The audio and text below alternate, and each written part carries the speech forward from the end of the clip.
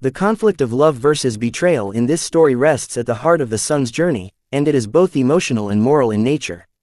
The son had grown up in circumstances that had instilled in him a fierce loyalty to his mother, whose blindness did not weaken her strength but instead deepened her resilience. From his earliest years, he had been her eyes, her guiding hand, and her closest companion. She, in turn, had been his anchor, teaching him values that transcended hardship.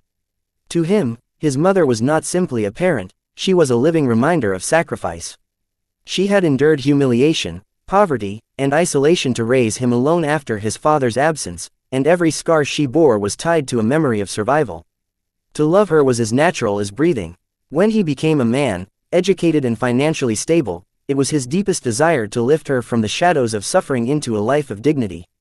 The marriage to his new wife had seemed like a further step toward this fulfillment. He had imagined blending his loyalty to his mother with the love he hoped to cultivate with his wife. To him, the two women represented different forms of devotion, one forged by blood and struggle, the other by choice and promise. He had never considered the possibility that these devotions might collide. But betrayal does not announce itself politely. It emerges in subtle acts, in silences, in the quiet dismissal of another's humanity. His wife, who in public smiled sweetly and spoke of respect for elders, revealed a different side in private moments with his mother. Where he saw dignity in his mother's blindness, his wife saw inconvenience. Where he saw wisdom, she saw a burden. His wife, groomed perhaps by vanity and impatience, measured value by productivity and social image. To her, the blind mother was an obstacle to the polished life she desired. This is where the seeds of betrayal took root. The wife began by withdrawing small courtesies. The tone of her voice became clipped when addressing the old woman, plates were placed before her carelessly, conversations conducted around her as if she were invisible. The son, consumed by the rush of work and adjusting to married life, often missed these signs. Love has a way of blinding even the most watchful eyes, especially when trust is assumed. The mother, who had endured enough cruelty in her younger years, bore this new mistreatment quietly. She did not want to ruin her son's fragile happiness. Her silence was not acceptance but sacrifice, for she feared that exposing the truth would fracture the new home her son had built. The real conflict ignites when the son stumbles upon the truth himself, unprepared and unannounced. His return home on that rain-soaked evening was not planned. He had concluded a business matter earlier than expected and chose not to inform his wife, hoping instead to surprise her with his arrival. What he found was the very foundation of his world cracking before his eyes.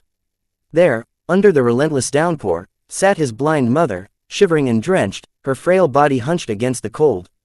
No shelter, no care, no dignity. She had been cast out like refuse, left at the mercy of the storm. In that instant, love and betrayal collided violently in his heart. The love for his mother surged forward like a flood, bringing with it outrage, guilt, and pain. He rushed to her side, wrapping his arms around her, unable to comprehend how the woman he had trusted with his future could commit such cruelty. The betrayal was not only of his mother but of him as well, for his wife had trampled upon the very values he cherished.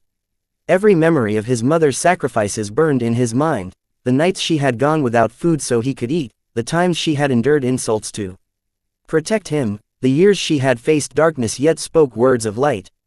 And now, after all of this, she was discarded like a worthless being by the woman he had chosen to call his wife. The conflict that rages in him is not a simple choice between two people. It is deeper. It is a tearing apart of identities. On one side is the sacred duty of a son, a bond sanctified by life itself, a bond that no oath of marriage could ever replace. On the other side is the vow of loyalty to his wife, the hope of companionship and love, the dream of a family that he had thought could coexist with his mother's presence. The betrayal he faces forces him to weigh not just relationships but principles. The wife, when confronted, might attempt justification. She might claim the old woman was too demanding, or that she needed space, or that she never agreed to live in the shadow of a blind mother. Her words, though sharp, only deepen the wound, for they expose the selfishness that had been hidden beneath the veil of marital sweetness. Her betrayal is not just in the act of throwing the mother into the rain but in the disregard for the very essence of compassion. To betray the mother is to betray the man himself, for he was shaped by her love, her pain, and her resilience. Here, the conflict becomes existential. The son must decide, does he continue to hold on to a marriage built upon deception and cruelty, or does he tear it apart to protect the woman who gave him life? The weight of this choice is immense. Love, in the form of marriage, asks for forgiveness, compromise, and endurance. But betrayal of this magnitude poisons those virtues. Could he ever again lie beside his wife knowing she had cast his mother into the rain? Could he trust her with children, with family, with the values he cherished? At the same time, his own guilt gnaws at him. He wonders how he failed to see the truth sooner, how his silence and absence enabled his mother's suffering. This guilt intertwines with his love, making the conflict even more painful. Love demands he protect his mother, guilt demands he make amends. Betrayal demands justice. The strength of the conflict lies in its irreconcilable nature. No matter what he chooses, something is lost.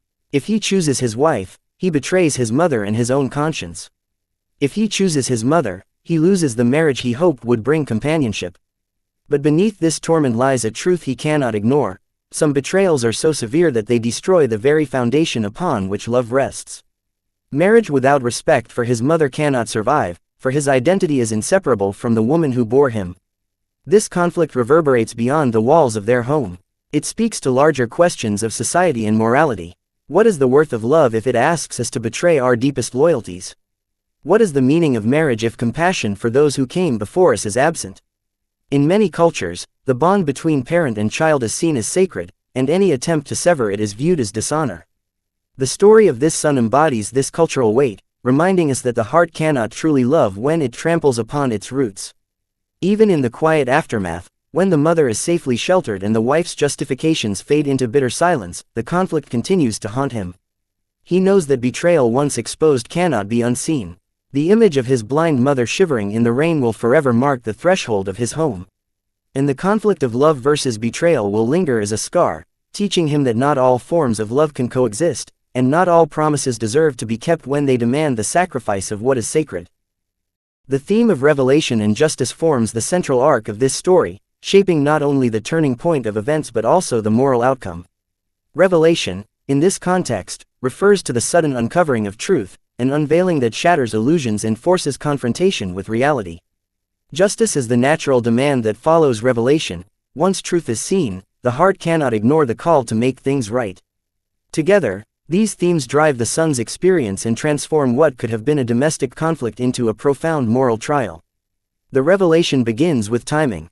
The son's return home is unannounced, and this element of surprise strips away all pretenses. His wife had grown comfortable in his absence, accustomed to mistreating his blind mother without fear of discovery.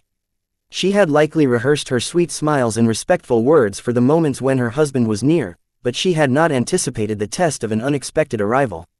Revelation often arrives like this, when the guard is down and truth can no longer hide behind carefully constructed masks. It is in such unplanned moments that the veil is torn away. The son's discovery of his blind mother outside in the rain is not only a physical revelation but a symbolic one. The sight itself is shocking. The old woman, frail and defenseless, cast into the storm as though she were nothing more than a burden to discard. Yet beyond the physical image lies a deeper unveiling. The son realizes that the marriage he thought was built on love and companionship is hollow, lacking the fundamental respect and compassion he believed his wife possessed. He sees in that moment not just his mother's suffering but his own blindness, his failure to perceive the cruelty festering within his household. The rain itself becomes part of the revelation, each drop hammering into him the truth he had overlooked. Revelation is often painful because it demands the end of illusions. The son must confront the fact that his wife, whom he trusted and vowed to cherish, has betrayed not only his mother but him as well. Her betrayal is not only an act of cruelty but a violation of the values he holds sacred. He cannot reconcile the image of the loving partner he imagined with the reality of the heartless woman who abandoned his mother in the storm. Revelation, then, is not only external but internal. It forces him to re-examine himself, his choices, and the naivety that allowed such cruelty to grow unnoticed in his own home. With revelation comes the demand for justice. Justice is not merely punishment, but the restoration of dignity, balance, and moral order. The son must act to defend his mother, to restore her to the honor that was stripped from her. His first act of justice is immediate and instinctive. He lifts his mother into his arms, shielding her from the rain, carrying her back into the warmth of the house. In that moment, he reclaims her place not only in his home but in his heart. He wipes her tears, wraps her in blankets, and holds her hands as if to reassure her that her suffering will not go unanswered. This act of tenderness is the beginning of justice, the affirmation that love and respect will triumph over betrayal. But justice does not end with comfort, it demands accountability. His wife must face the consequences of her actions. For too long, she had concealed her cruelty behind false smiles, but revelation has stripped her disguise. Now, justice requires exposure. The son confronts her, and the confrontation itself becomes a courtroom, with the house as witness and the rain outside echoing the weight of judgment. Her excuses, whether spoken with anger, guilt, or denial, cannot erase the reality of what she has done. She might say she felt suffocated, or that she could not live under the same roof as his mother, but such justifications crumble before the image of an old blind woman shivering in the storm. Justice recognizes no excuse for cruelty. The son must then weigh his response, for justice is not only about punishment but about moral clarity. Does he forgive her, allowing the marriage to continue under the shadow of betrayal? Or does he sever ties, choosing to protect his mother and honor above the vows of marriage? The theme of justice demands that he consider not only his personal feelings but the broader implications. If he forgives too easily, he risks enabling cruelty, sending the message that such actions can be overlooked. If he stands firm and ends the marriage, he affirms the value of compassion, showing that no union built on betrayal can endure. Justice in this context is both personal and symbolic, a decision that will define not only his future but also the moral fabric of his life. Revelation also brings justice to the mother, though not in the form of revenge. Her justice lies in being seen, in having her suffering acknowledged, and in being restored to the place of honor she deserves. For too long, she endured mistreatment in silence, afraid to speak lest she disrupt her son's happiness. The revelation vindicates her quiet dignity, exposing the cruelty she bore and affirming the truth she withheld. Justice comes to her through her son's embrace, his tears, his promise never to let her be cast aside again. In that moment, she is no longer the victim of neglect but the honored figure at the center of her son's devotion. The theme of revelation and justice also transcends the individual characters and extends to society at large. This story reflects a broader truth, that cruelty often hides in the shadows, masked by appearances, and it is only through unexpected revelations that truth emerges. Justice, then, is the collective responsibility to protect the vulnerable, to stand against betrayal, and to uphold compassion as a guiding principle. The son's personal battle becomes a universal lesson, that love must be rooted in respect, and that justice must prevail when that respect is denied. In exploring this theme, one cannot ignore the transformative power of revelation. It does not merely expose cruelty, it changes the course of lives. The son, once blind to the tension between his wife and mother, is awakened to a new reality. The wife, once comfortable in her deception, is forced to confront the consequences of her actions. The mother, once resigned to silent suffering, is lifted into a place of vindication and honor. Revelation is the spark that ignites change, and justice is the flame that ensures the change endures. The aftermath of revelation is equally important. Justice is not always swift or easy, it requires courage and sacrifice. The son must choose to rebuild his home on truth, even if it means dismantling the marriage he thought would bring him joy. He must endure the judgment of society, the whispers of neighbors, the potential loneliness of separation. Yet true justice demands such sacrifice, for it is better to suffer alone with integrity than to share a home built on betrayal. Ultimately, the theme of revelation and justice underscores the moral heart of the story. Life often hides truths in shadows, but revelation has a way of breaking through, sometimes in the most painful ways. When those truths emerge, justice must follow, or else love itself becomes meaningless. The son's journey embodies this truth, reminding us that compassion is the highest form of love, and justice is the ultimate proof of that compassion.